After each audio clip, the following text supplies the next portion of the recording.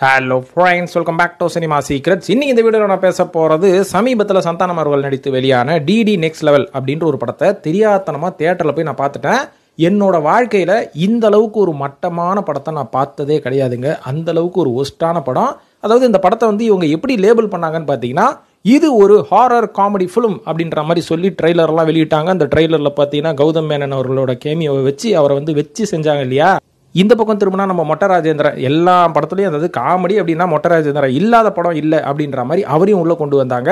அதுக்கப்புறம் நம்ம ரெடின் கிங்ஸ்லியை வச்சு அப்படி நெல்சனை வச்சு ஒரு சின்ன டப் ஸ்மாஷ் மாதிரி ஒன்று பண்ணாங்க. டப் ஸ்மாஷா என்ன என்னத்தையும் வளருன்னு அந்த படம் பார்த்ததுலேருந்து நானே கொஞ்சம் குழம்பி போயிட்டேன். அதாவது அவர் வச்சு அந்த நெல்சனையும் வச்சு கொஞ்சம் அந்த ரிலேட்டட் காமெடியெல்லாம் வச்சு அந்த ட்ரெய்லரை வந்து ஏதோ உருப்படியான்னு சொல்ல முடியாது. காமெடி அந்த ட்ரெய்லரில் இல்லைனா கூட ஏதோ ஒன்று நாங்கள் சொல்ல போகிறோம்டா அந்த படத்தில் இன்ட்ரெஸ்டிங்காக அப்படின்ற மாதிரி ஒரு மிகப்பெரிய எதிர்பார்ப்பை கிரியேட் பண்ணோன்னே நான் எந்த ரிவ்யூவும் பார்க்கலங்க. இந்த படத்தை பொறுத்த வரைக்கும் நான் பொதுவாகவே எந்த படத்தோட ரிவ்யூவும் நான் பார்க்க மாட்டேன். ஆனால் நம்ம நேரடியாக போய் படத்தை பார்த்துருவோமே அப்படின்ற ஒரு ஐடியாவில் தான் எல்லா படத்தையும் பார்ப்பேன். ஒரு வருஷத்துக்கு ஒரு 250 படம் பார்ப்பேன்னு வைங்களேன். ஸோ அதில் இந்த படத்தையும் போய் பார்ப்போம் அப்படின்னு தேட்டர் உள்ள போய் உட்காந்து ஃபுல்லாக 2.5 மணி நேரம் பார்த்துட்டு வெளில வந்ததுக்கப்புறம் என்னோட எக்ஸ்பீரியன்ஸ் எப்படி இருந்ததுன்னு பார்த்தீங்கன்னா, இப்படி ஒரு மட்டமான படத்தை என் வாழ்க்கையில் நான் பார்த்ததும் கிடையாது, இனிமேல் பார்க்க போகிறதும் கிடையாது. நீங்கள் லேபிள் பண்ணுறது இது ஒரு ஹாரர் காமெடி படம்னு, ஆனால் படத்தை பொறுத்த வரைக்கும் ஹாரரும் கிடையாது, காமெடியும் கிடையாது நண்பர்களே. இப்போ இதை சொன்ன உடனே என்னப்பா படத்தோட ரிவ்யூ, அது ஏற்கனவே ஏகப்பட்ட ரிவ்யூ நாங்கள் பார்த்துட்டோம். ஒரு சில பேர் கண்டிப்பாக படத்தையும் பார்த்துருப்பீங்க. இது கண்டிப்பாக ஒரு ரிவ்யூ வீடியோ கிடையாது நண்பர்களே. இது ஒரு விழிப்புணர்வு வீடியோ. நம்மளுக்கு மட்டும் கிடையாது, சந்தானம் அவர்களுக்கும் இந்த படத்துக்குள்ள என்ன பாலிடிக்ஸ் பண்ணாங்க. இந்த சீரியஸ் வந்து ஒரு ஃபெயில்டு சீரிஸ், டிடின்றது ஒரு ஃபெயில்டு சீரிஸ் தான். ஆனால் இதை வச்சு நம்ம சந்தானம் அவர்கள் நல்லா கல்லா கட்டிட்டு இருக்கிறாரு. உள்ளூரில் கிடையாதுங்க, வெளியூரில், அவுட் ஆஃப் தமிழ்நாடு. இந்த மாதிரி படத்துக்கு இவரோட படங்களுக்குன்னு ஒரு மினிமம் பிஸ்னஸ் இருக்குது. அதனால தான் சந்தானம் அவர்கள் எதனால் தொடர்ந்து தோல்வி படமாக நடிச்சிட்டு இருக்காரு, ஏன் காசை வேஸ்ட் பண்ணுறாரு அப்படின்னு நினச்சிங்கன்னா நம்ம தான் முட்டாள். எதனாலன்னு பார்த்தீங்கன்னா, சந்தானம் அவர்கள் நடிக்கக்கூடிய படத்துக்கு வந்து மிகப்பெரிய பட்ஜெட்லாம் ஒன்றும் கிடையாதுங்க. மிஞ்சி போனால் அதிகபட்சமே 3 to 4 கோடி ரூபாய்க்குள்ள அவரோட படத்தை எடுத்து முடிச்சிருவாங்க. இன்னைக்கு இருக்கிற டெக்னாலஜியில் இவர் எடுக்கக்கூடிய படங்கள் எல்லாமே பார்த்தீங்கன்னா ஒரு மிகப்பெரிய ஒரு வீடு செட்டை போட்டு அதுக்குள்ள ஒரு தெரிந்த ஒரு 10 ஆர்டிஸ்ட்டை வச்சு தான் இவரோட படத்தை முடிப்பார். இவர் கூட ஒர்க் பண்ணுற அசிஸ்டன்ட் டைரக்டர்ஸ் யாருக்குமே வந்து ஒரு உருப்படியான சம்பளம்லாம் கிடையாது. எல்லாமே படம் முடிச்சதுக்கப்புறம் ஷேர் தான். சந்தானம் அவர்களும் அவரோட சம்பளத்தை வந்து 9-10 கோடி ரூபான்னு சொல்லுவார். ஆனால் முக்காவாசி இவரோட படத்துக்கு வந்து இவர் தான் ப்ரொடியூசரு. அதனால இவரோட படத்துக்குன்னு ஒரு மினிமம் கேரண்டி ஆடியன்ஸ், டிஸ்ட்ரிபியூட்டர்ஸ்னு தமிழ்நாட்டில் இருக்கிறாங்க. ஓரளவுக்கு அவரோட படங்கள் வந்து அவர் ஒரு 4 கோடி ரூபா செலவு பண்ணாலும் ஒரு 1 கோடி ரூபா கலெக்ஷன் வந்து தியேட்டரிக்கல் கலெக்ஷனே வந்துருச்சுன்னு வைங்களேன். மற்றபடி சேட்டலைட்டு, ஓடிடின்னு சொல்லி ஒரு நல்ல கல்லா கட்டிடுவார். அதுக்கப்புறம் ஓவர்சீஸு, அதர் லாங்குவேஜ் டப்புன்னு சொல்லி இவரோட படங்கள் நார்த் இந்தியாலாம் நல்லா சேல் ஆகுதான். அது வந்து சந்தானம் மூஞ்சிக்காக கிடையாது. அங்கே ஏகப்பட்ட தமிழ் டப்புடு ஃபிலிம்ஸ் வந்து வடக்கன்ஸ் பார்ப்பாங்க. வடக்கன்ஸ்னு சொன்னோன்னா நம்ம எல்லாரும் என்ன நினச்சிப்போம், டெல்லிக்காரன், ஹரியானாக்காரன், மும்பைக்காரன்னு. ஆனால் இந்த பக்கம் நார்த் ஈஸ்ட் பக்கம் கொஞ்சம் எடுத்துக்கோங்க. அதுக்கப்புறம் கொஞ்சம் மகாராஷ்டிரா தான் பாம்பேன்னு சொல்லிட்டல, அந்த பக்கம் கொஞ்சம் உத்தரப்பிரதேஷ், இந்த மாதிரி இடத்துலலாம் பார்த்தீங்கன்னா நிறைய தமிழ் டப்புடு ஃபிலிம்ஸ் வந்து அங்கே பார்க்குறாங்க. அதனால அங்கே இருக்கிற சின்ன சின்ன டிஸ்ட்ரிபியூட்டர்ஸ் கிட்டலாம் இவர் வித்துடுறது. இதனால இவரோட படங்கள் வந்து தமிழ்நாட்டில் ஒரு தோல்வி படம் அப்படின்ற மாதிரி காமிச்சாலும் ஓவராலா இவரோட படங்கள் வந்து நல்ல கலெக்ஷன் பண்ணுது. இதனால தான் தொடர்ந்து சந்தானம் அவர்களும் நடிச்சிட்டு இருக்காரு. இல்லைன்னா எப்போ காணா போயிருப்பாரு. அந்த வரிசையில் சந்தானம் அவர்களோட ஸ்ட்ராட்டஜி என்ன அப்படின்னு பார்த்தீங்கன்னா, கிட்டத்தட்ட நம்ம சினிமா சீக்ரெட் ஸ்ட்ராட்டஜி தாங்க. அதாவது என்னோட ஸ்ட்ராட்டஜி என்ன அப்படின்றத ஓப்பனாக சொல்கிறேன். அதுக்கப்புறம் நீங்கள் கமெண்ட்டில் கழுவி ஊற்றுறதா இருந்தால் ஊற்றிக்கோங்க. நம்மளோட சேனலை பொறுத்த வரைக்கும் இது வரைக்கும் நான் கரண்ட் அஃபேர்ஸை பற்றி பேசினதில்லை. அதாவது சினிமாக்குள்ளே நடக்கிற கரண்ட் அஃபேர்ஸை பற்றி நான் பேசினதில்லை. எல்லாமே வந்து ஒரு சில இன்ட்ரெஸ்டிங்கான டாபிக்ஸை பற்றி தான் எடுத்து பேசுவேன். இப்போ நான் கரண்ட் அஃபேர்ஸை பற்றி நிறைய பேசிகிட்டு இருக்கிறேன். ஆனால் என்னோட சேனலும் ஒரு காலகட்டத்தில் சரியாக போகாது, நம்ம நல்ல கண்டென்ட் பேசினா எவனும் பார்க்க மாட்டேறான்னு சொல்லி நான் ஒரு பெஞ்ச் மார்க்கு கண்டென்ட் வச்சிருக்கேன். அது என்னன்றதை ஓப்பனாக சொல்ல மாட்டேன். ஆனால் நீங்கள் சேனலில் ரொம்ப நாளாக ஃபாலோ பண்ணிட்டு இருந்தீங்கன்னா உங்களுக்கே தெரியும், நான் பெஞ்ச் மார்க் கண்டென்ட்னு சொல்லி அப்பப்போ எதையாவது ஒன்றத்தை எடுத்துகிட்டு வந்து பழைய அரைச்சுட்டு இருப்பேன் பார்த்தீங்களா.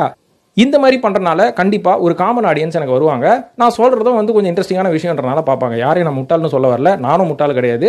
ஆனால் இருந்தாலும் சில பேருக்கு வந்து சில கண்டென்ட் பிடிக்கும் அப்படின்றத எனக்கு தெரிஞ்சு வச்சிருப்பேன். நான் அந்த கண்டென்ட்டை வந்து எப்பயாவது போடுவேன். என் சேனல் வந்து ரொம்ப மட்டமாக போயிட்டு இருக்கும்போது போடுவேன். ஸோ இதே மாதிரி தான் இதெல்லாம் ஓப்பனாக சொல்லிட்டேன் பார்த்தீங்களா. யாராவது சொல்லுவாங்களா நம்ம ஸ்ட்ராட்டஜியை? ஆனால் நான் சொல்கிறேன் பாருங்க, இதே மாதிரி தான் நம்ம சந்தானம் அவர்கள்கிட்ட ஒரு ஸ்ட்ராட்டஜி இருக்குது. அது என்னன்னு பார்த்தீங்கன்னா, இவர் வந்து வருஷத்துக்கு ஒரு 2 படம் கொடுப்பாருங்க. ஒரு 3-4 வருஷத்துக்கு சேர்த்து ஒரு 6-7 படம் கொடுப்பாரு. அந்த 6-7 படமும் சரியா போலனா டக்குன்னு இவர்கிட்ட இருக்கிற ஒரு பெஞ்ச் மார்க் கண்டென்ட் தான் இந்த டிடி, அதாவது தில்லுக்கு துட்டு அப்படின்ற ஒரு கண்டென்ட். இந்த கண்டென்ட் அப்பப்போ எடுத்துட்டு வருவாரு. இதை வந்து ஒரு காலகட்டத்துக்கு அப்புறம் இவர் ஒரு சீரிஸாவே மாத்திட்டாரு. எப்படின்னு பார்த்தீங்கன்னா, ஆரம்பத்தில் சந்தானம் அவர்கள் இனிமே இப்படி தான் அப்படின்ற ஒரு படத்தின் மூலயமாக நான் ஒரு முழு நீள ஹீரோ ஆக போறேன், நான் ஒரு காமெடி ஹீரோ கிடையாது, என் படத்தில் காமெடி கொஞ்சம் இருந்தாலும் அதில் வந்து ரொமான்ஸும் இருக்கும், ஃபைட் இருக்கும், அதுக்கப்புறம் பாட்டு இருக்கும், எல்லாமே இருக்கும் அப்படின்ற மாதிரி ஒரு மிக்சடு ஒரு மசாலா ஹீரோவாக மாறணும் அப்படின்றனால இனிமே இப்படி தான் அப்படின்ற ஒரு படத்தின் மூலயமாக இவர் ஒரு ஹீரோவாக வந்தார்.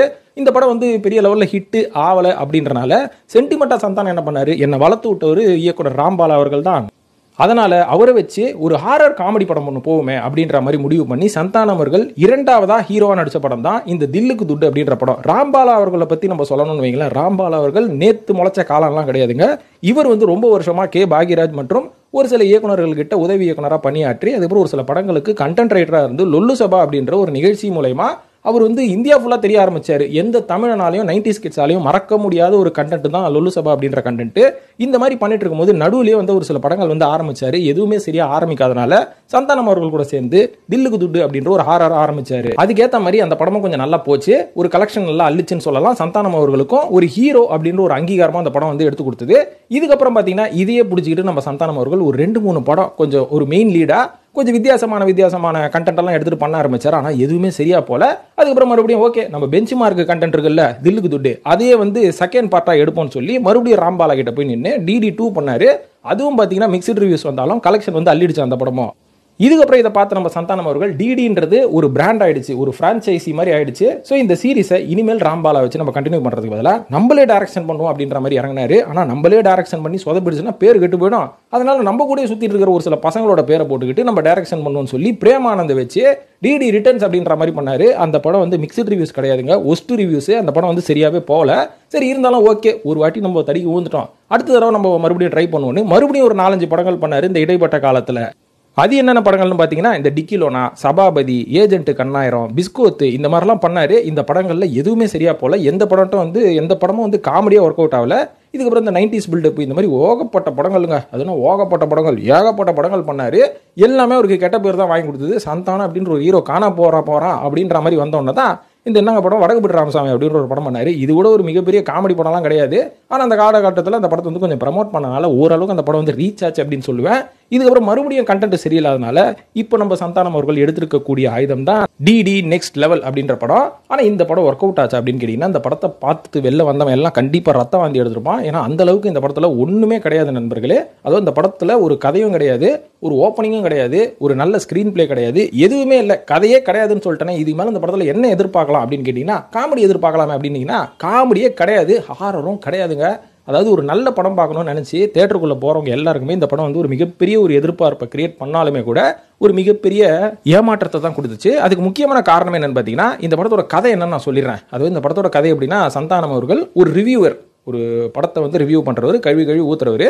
அதனால இவர் ரிவ்யூ பண்ணுறதுனால ஏகப்பட்ட படங்கள் வந்து நஷ்டத்தில் போய் முடியுது. இதில் பாதிக்கப்பட்ட ஒரு ஆள் தான் வந்து நம்ம செல்வராகவன் அவர்கள். இவர் வந்து என்ன பண்ணுறாரு, இந்த மாதிரி தப்பாக ரிவ்யூ பண்ணுறோம் எல்லாரையும் நம்ம பழி வாங்குவோம் அப்படின்னு சொல்லி இவர் வந்து எல்லாருக்கும் ஒரு தேட்டர் இன்விடேஷன், ஒரு படத்தோட இன்விடேஷன் ஒன்று அனுப்புறாரு.